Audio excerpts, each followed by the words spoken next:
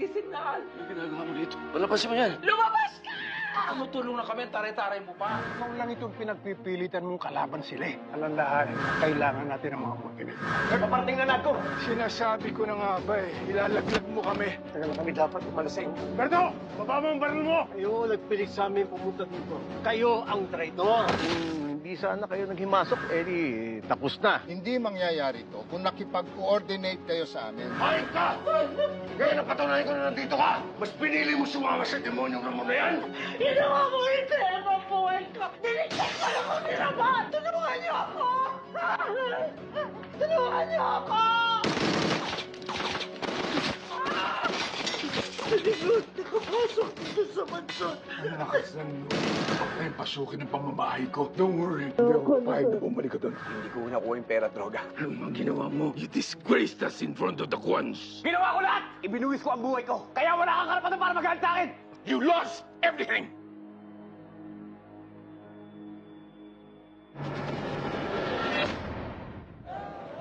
Wah, Diyos ko, nakaka-imbyerno naman yan si Carmen at saka yung boss niyang si Al. Tayo nga ang tumutulong sa ating panagagalit. Ay, naku, Roda. Sa umpisa pa lang naman talagang masungit na yang si Carmen. At yung amo naman niya, napakailap. Eh, malamang, may pinagdadaanan. Ay, ibig mo sabihin, magtiis na lang tayo dito, ganon. Eh, ano pa nga ba, Roda? Talagang magtitiis tayo. Nakapagbigay na tayo ng 1 buwang renta. Ngayon, kung hindi sila magbago, eh dito tayo umalis. Malay mo, balang araw, matauhan sila sa pinagagagawa nila. Diyos ko, nakakaloka. Hahanap na naman tayo ng bagong bahay. Ma'am Roda, Ma'am Roda! Ano yon? Ano? Tingnan niyo po to, viral. Yan. Sandali lang po ito. General, ano masasabi Sinasabi niyo sa po nangyari dito na may raid daw ang NADCOM dun sa pier. At may mga imported daw na droga na ipapasok dito sa atin. At andun si Mayor Guerrero, huling-huli. Ano naman pinagsasabi mo? Ma'am Roda, sinasabi na nga po dito na protektor daw ng droga ang mga Guerrero. Hindi totoo yung sinasabi mo, black propaganda yan kasi tinansiko, nansingat, ang tuyo yan. Mababait na tao ang mga gerero. Ma'am Roda naman. Roda, ano bang Roda black naman. propaganda? Umabot na nga ng media, malamang totoo. Ano ko, hindi ako naniniwala dyan, ano? Loleng! Nag-viral lang, naniwala ka na agad. Hindi totoo yan. Oo, tama si Paninira Roda. na yan. Dapat masama yung mga ganyang fake news, hindi kinakalat yung mga ganyang klaseng balita. Ang Marising!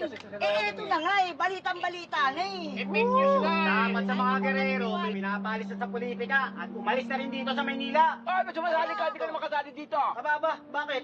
Butante kami at may karapatan kami magsalita. Oo nga, yun. Saka dapat noon pa, nung panahon pa ni Gustavo, pinatasik na yung pamilya na yan. Wala silang naidudulot na maganda sa atin. Saan ang gagaling yung mga sinasabi niyo? Hindi totoo yung mga sinasabi niyo. Mga kasinungalingan lahat yan.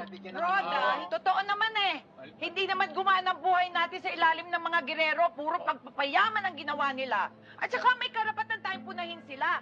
Dahil ang pinagsasahod sa kanila galing sa ating mga mamamayan. Oo, hindi ako makapaniwala na sinasabi mo yan. Mababait ang mga gerero, maniwala kayo. Bakit? Kilala mo ba sila na personal? Hindi. Pero ikaw, kilala mo ba sila ng personal? Oo nga. Oo. Mga politiko sila. At ang mga politiko hindi itinuturing na Diyos. Oo, tama. Tama yun. Oo, ngayon. Ay, at nakadaan na, natatabingan din ako.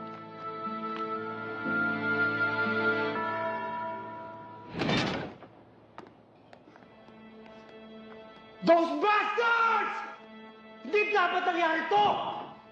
Ano ba? Bakit ka sumisigaw? Ano ba nangyari? We were assisting the Montenegros with their drug shipment, pero dumating NADCOM kasama yung media. Ano nangyari yun? Eh, kontrolado natin ang pier. I don't know, tita. Jesus. The timing of everything is questionable.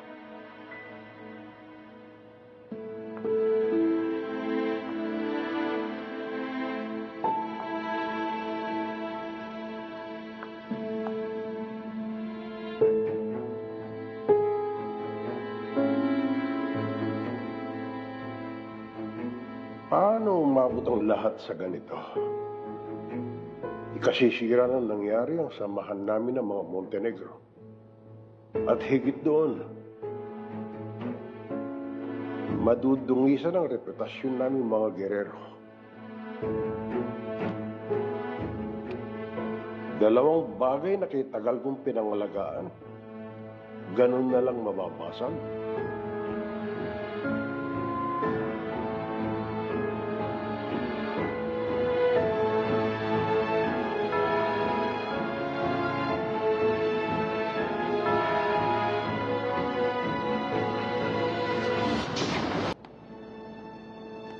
Pa, what the hell happened there? Roberto, ano ba nangyari? Naguguluhan ako. Hindi ko alam kung paano nangyari ito. Ayos natin lahat. Nandun si Romero to make sure everything is under control. Pero nangyari, may media. Ha? Sino nakakalam? Tayo? Romero, imposible. Tao natin yan. Isa lang ang duda ko. Imposible walang kinalaman ng mga Montenegro dito. Imposible.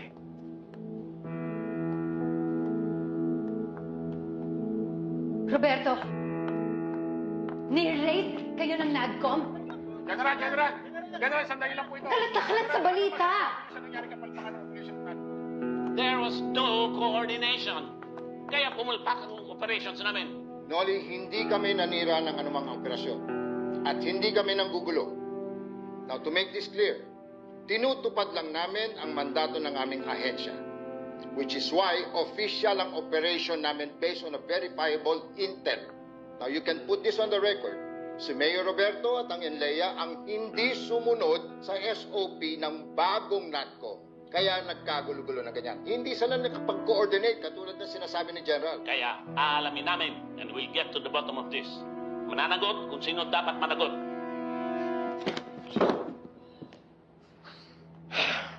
Ano bang ginawa niyo ng mga Montenegro? We were just supposed to assist them with their drugs. Their drugs! Pero ang dumating NADCOM, pati na rin yung media. Hindi malabang sinasabi ni Pa eh. Baka nga, ang Montenegro, yung may pakana nito. Hindi magagawa ni na Julio yan. Matagal nang kilala sila ng pamilya natin. Mama, alam mo nating lahat pagdating sa negosyo, politika. Walang magkakaibigan. At pinutunayan nila ngayon yan.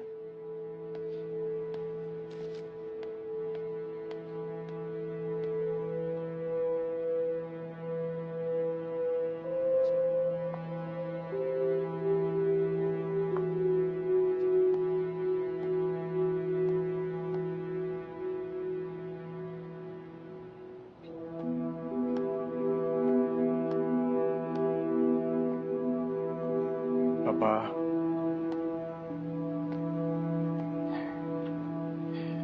ito na resulta ng pagiging alipin natin sa mga Montenegro. Matagal ko nang pinapaasikaso sa ito. Pero wala kang ginawa. Kabulilyaso tuloy. Malaking kahihiyan ito eh.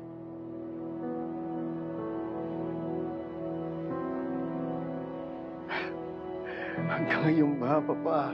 Hindi mo pa alam ang katotohanan? Oo, tayo may hawak ng Maynila, pero hawak tayo sa leeg ng mga Montenegro. Matagal na nating nabayaran ang utang na loob natin sa kanila. Kaya dapat, Papa, putulin na natin itong alyansa sa kanila. So,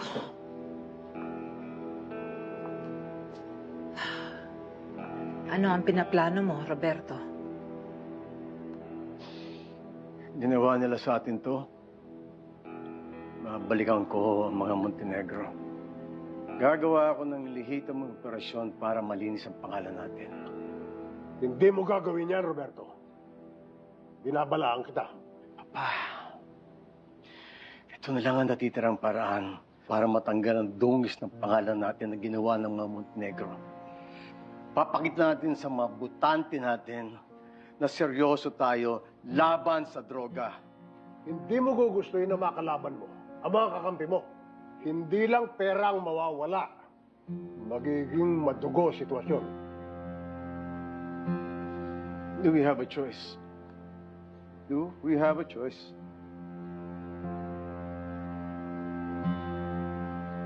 Meron ba, Papa? Meron ba? Kailangan tayo maging matapang. Wala tayong kinakatakutan. Papa, tingnan mo ko. Simula ngayon, puputulin ko na ang alyansa natin sa mga Montenegro.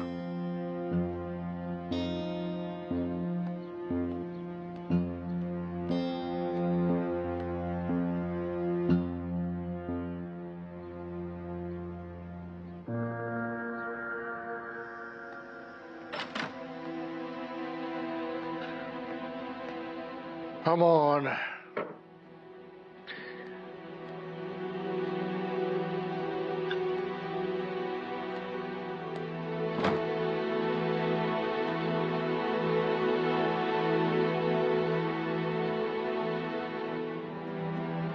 Huwag mag-alala. Gagawin ko ang lahat para mabawi ko ang pera at droga sa NADCOM. At paano mo gagawin yun? Sabihin mo sa akin. Hindi mo na. Wala kang maisagot. Ramon, huwag mong ibunto ng galit mo kay Tanggol. Pera lang yan. Mapapawi din natin yan. Ang importante, walang masamang nangyari sa kanya. Pero dapat pa, Bob. Dapat pa, binalikan natin yung anak mo. Hindi natin dapat inasa lahat kitang cool. Patawarin niyo ako. Nabigo ko kayo. Pero pinapangako ko sa'yo. Babawi ako. At hindi na mauulit to.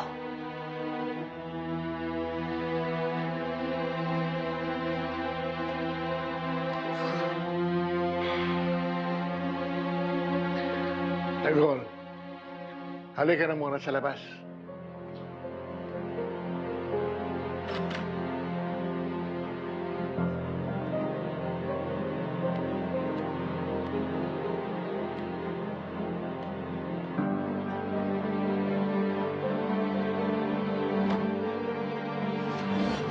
भाई ये अपने भाई है भाई पूरा रुपया मिलेगा बुला रही है मैं यहाँ से जा रही है 5 महीने हुए 2 बेर ले लियो इंश्योरेंस अरे बहन की लोड़े तो 5 पेरोल तो भाई अब भाई ये लोग कर रहे हैं भाई रेस करने के लिए अब भाई तो भाई रेस करने की बोल रहे मगर हम रेस वगैरह कुछ नहीं करेंगे चलो ओए प्यार से चलो प्यार से भाई रेस ना करेंगे चलो भाई रेस ना करना बिल्कुल भी भाई बड़े भाई भाई तो बोल रहे रेस करो भाई सुनो भाई ये रेस क्यों कह रहे हैं हम रेस ना कर रहे हैं 3, 2, 1 स्टार्ट हमारा मतलब शुरू हो गया है ये देखो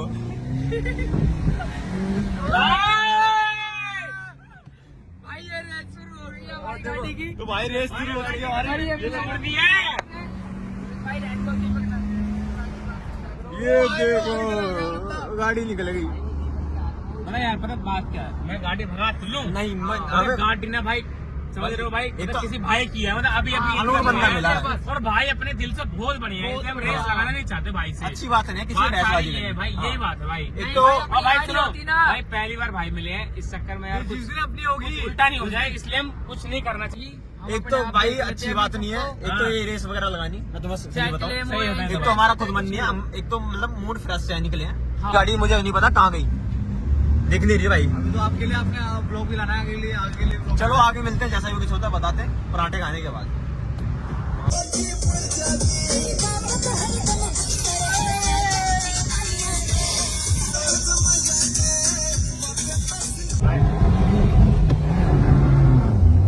भाई गाइस तुम आवाज सुन सकते हो भाई गाड़ी की ये कुत्ता ही पीछे पड़ेगा ये देखो आवाज गाड़ी निकलेगा एक पहले ये देखो भाई गलत कर रहा है दीपक गलत कर रहा है ये बात तो गाड़ी के साथ भाई ये तो बड़ी गंदी चीज कर रहा है भाई ये गाड़ी है ना ज्यादा ओवर हो गया है तो मैं अभी वीडियो पर चेक नहीं करी कि गाड़ी आई है नहीं आई है जो कट मारा है भाई ना वो बहुत गलत कर रहा है किसी अनोन बंदे की गाड़ी थी वो तो कोई दिक्कत नहीं मगर प्यार मोहब्बत सही हो गई थी हमारी भाई से अच्छी तरह से मतलब की बातचीत हो गई थी स्लिप मार रहा है गंडवा तो भाई ज्यादा ओवर कर रहा है भाई मैं भाई को थोड़ा सा चमकाता हूँ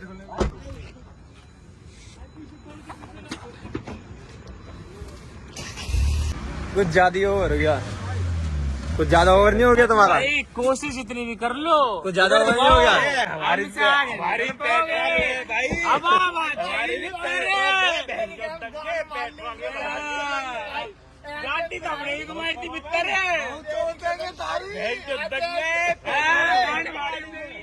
भाई ऐसे भाई मेरी गांड बढ़ गई यार हकी बता रहे भाई लेकिन क्या हुआ हमसे आगे निकल पाए भाई तो बाप रहेगा तो भाई इनमें बहसबाजी ज्यादा हो रही है क्योंकि दीपक तेरे दिल धक धक करने लग गया तेरे बहुत भाई सही में डर गया हकीकत में उतरो गाड़ी मैं करा दीपक आराम चला भाई ये देख पीछे पीछे ले ले थोड़ा सा अब डर गया ये थोड़ा नशे में समेत डर गया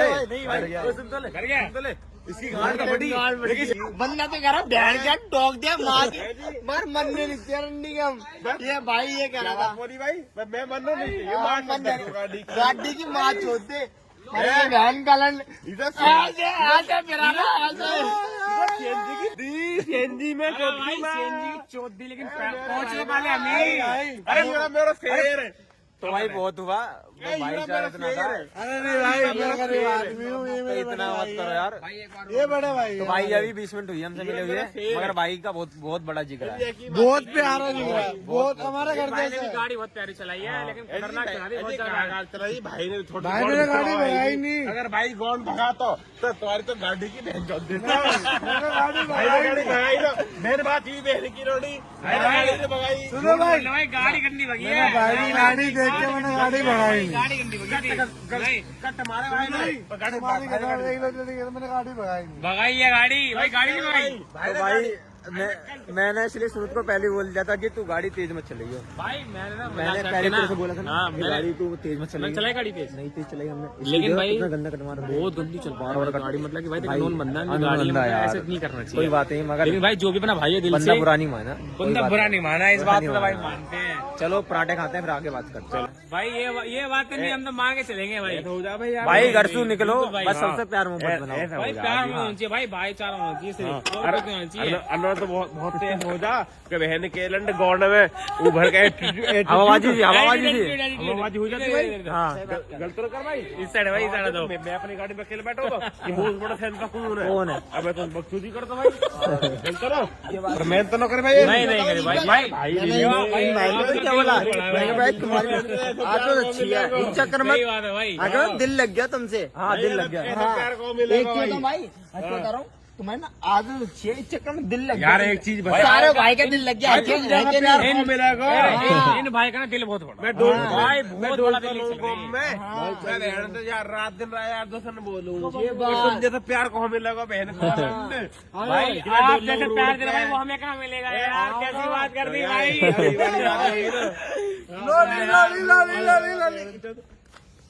अरे जाता हूँ तो गाइस आए तो मगर दुकान बंद हो गई शायद यहाँ पे भाई सारे बंद है तो हो तो तो भाई पंडित जी के ये पराठे हैं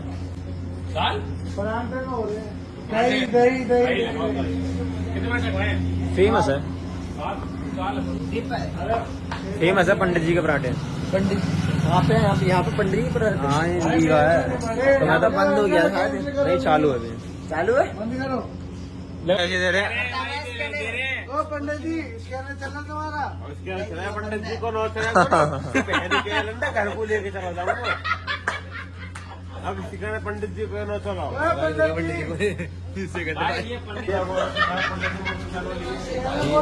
आज पराठे खा के जाएंगे खा के जाएंगे ऊपर तो सारे लड़ रहे हैं भाई ये लड़ रहे हैं सारे पैसे के मारे पैसे के मारे लड़ रहे हैं भाई लेकिन सारे पैसे दे रहे हैं जो ये भाई दे रहा है पैसे हम दे रहे हैं जो भी दे रहे हैं सारे बंदे पैसे दे रहे हैं लेकिन भाई एक भाई हमारे जो ये है इधर दिखाओ भाई ये भाई हमारे कह रहे हैं बकचोदी नहीं करनी है पैसे अकेले कर रहे हैं यहाँ पर ये नहीं बोल रहे हैं ये कह रहे हैं भाई बकचोदी नहीं दोनों खड़ी तो भाई घर पे ले आया हूँ सारे भाइयों को पराठे आ गए।